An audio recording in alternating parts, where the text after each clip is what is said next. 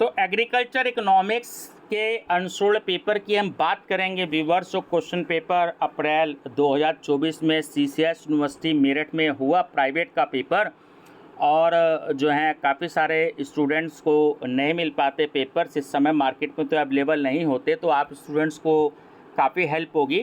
तो आप सभी स्टूडेंट्स जो हैं study with doctor Pawan Oberoi channel subscribe करके आप जो हैं MA first year economics unsold paper के नाम से प्लेलिस्ट देखिएगा, जहां पर आपको लगभग सभी पेपर्स मिलेंगे फर्स्ट ईयर के, और 2024 के लगभग सभी पेपर के साथ शायद मैंने 2022 के भी अपलोड कर रखे हैं, जो कि आपके न्यू सिलेबस के अकॉर्डिंग हैं।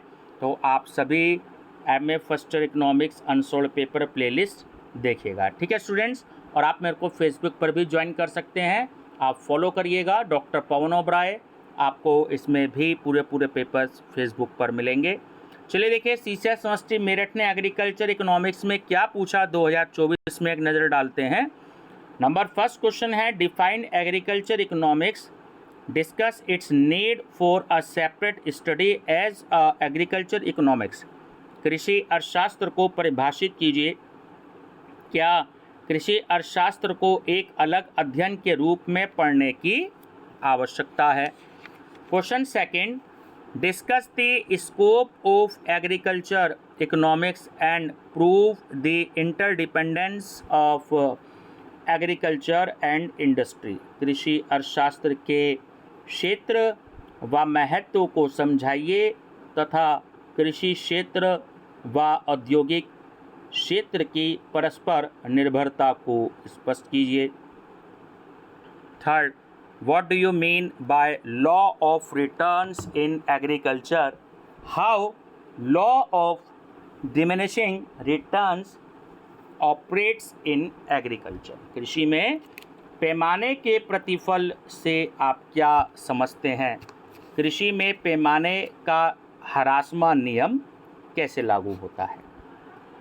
Fourth, what is the role of modern technology in agriculture in India? What are the positive and negative effects of modern technology in agriculture?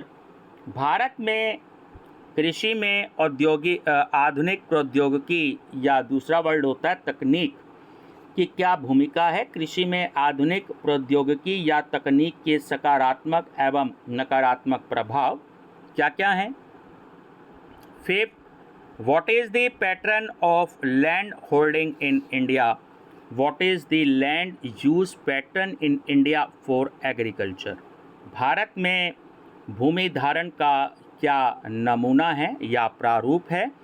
Bharat में कृषि के लिए भूमि उपयोग नमूना या प्रारूप क्या है? 6. What do you mean by agri business? What is the importance of entrepreneurship in agri business? कृषि व्यवसाय से आप क्या समझते हैं, यह है बताइए कि कृषि व्यवसाय में उद्यमशीलता का क्या महत्व है। 7. What is the importance of agriculture trade in India? What is the role of international trade in agriculture commodities? भारत में कृषि व्यापार का क्या महत्व है? कृषि वस्तुओं में अंतर्राष्ट्रीय व्यापार की क्या भूमिका है? 8th है what are the important inputs of agriculture? What are the benefits of using good quality of seeds? कृषि के महत्वपूर्ण आदान कौन से हैं? अच्छी गुणवत्ता के बीजों के प्रयोग के क्या क्या फायदे या लाभ हैं?